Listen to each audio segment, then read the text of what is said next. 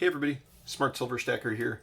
Thank you very much for tuning in today. If you've been watching my videos for a while, you know I've covered the topic of hyperinflation in the past. Well, today I'm going to share with you some first-hand accounts of hyperinflation from normal everyday people, just like you and me. These accounts are actually a little frightening in some ways, and if you use your imagination to put yourself in these people's shoes, you can see why hyperinflation would really be a difficult thing to live through. So as I read these accounts from the Weimar Hyperinflation of the 1920s, think about some of the similarities between what you hear and our current situation in the world today, and try to think about what lessons we might learn from the past and from these people's experiences. So let's take a trip back to the Germany of the 1920s.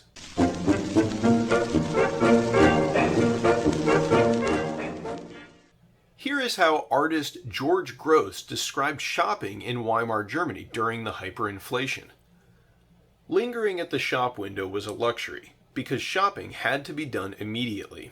Even an additional minute meant an increase in price. One had to buy quickly, because a rabbit, for example, might cost 2 million marks more by the time it took you to walk into the store. A few million marks meant nothing really, it was just that it meant more lugging. The packages of money needed to buy the smallest item had long since become too heavy for trouser pockets. They weighed many pounds. People had to start carting their money around in wagons and knapsacks. I used a knapsack. And that paints the iconic picture of the Weimar hyperinflation. I think we've all seen the famous photos of wheelbarrows full of currency. Now, in today's day and age, at least the lugging component of hyperinflation might not be so bad, what with credit cards and electronic money and all that. But in every hyperinflation humanity has suffered through so far, piles of worthless currency have been a feature. And speaking of all the hyperinflations that we've had, Steve H. Hank, a senior fellow at the Cato Institute, compiled a report identifying and analyzing hyperinflation in the 20th century. The report concluded that hyperinflations typically coincide with wars, along with ill-advised fiscal policy, but at the core, they are the result of a rapidly growing money supply that is not accompanied by growth in the economy. Here's a quote from the report. Hyperinflations have never occurred when a commodity served as money, or when paper money was convertible into a commodity. The curse of hyperinflation has only reared its ugly head when the supply of money had no natural constraints and was governed by a discretionary paper money standard. Now, we're not at the point of having to lug around dollars in a knapsack yet, but those bits about a discretionary paper money standard and a rapidly growing money supply sound a bit familiar, don't you think? If you guys are enjoying this video so far, please give it a quick thumbs up and consider clicking that subscribe button and bell notification icon and sharing the video on social media with your friends. I really appreciate it. That's one reason why gold and silver make such excellent money. They have a built-in natural constraint. They have to be mined out of the ground, and that limits their supply and naturally prevents the catastrophe of hyperinflation. Anyway, moving on, let's go to another account from one German who, having survived the Weimar hyperinflation, had this to say.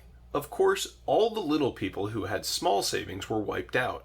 But the big factories and banking houses and multimillionaires didn't seem to be affected at all. They went right on piling up their millions. Those big holdings were protected somehow from loss. But the mass of the people were completely broke. And we asked ourselves, how can that happen? How is it that the government can't control an inflation which wipes out the life savings of the mass of people, but the big capitalists can come through the whole thing unscathed? We who lived through it never got an answer that meant anything. But after that, even those people who used to save didn't trust money anymore, or the government. We decided to have a hi-ho time whenever we had any spare money, which wasn't often. Wow, that one really makes you think about the wisdom of storing wealth in paper fiat currencies. Because, of course, the wealthy in Germany had their wealth stored in real assets like stocks, real estates, factories, gold, silver, precious metals, art, automobiles, you get the idea. Assets that simply went up in price as the currency devalued. It was only the common person whose savings were denominated in marks sitting in a bank, or maybe stuffed in a mattress somewhere, who was completely wiped out by the hyperinflation. And the people were shocked that the government could perpetrate such a fiasco.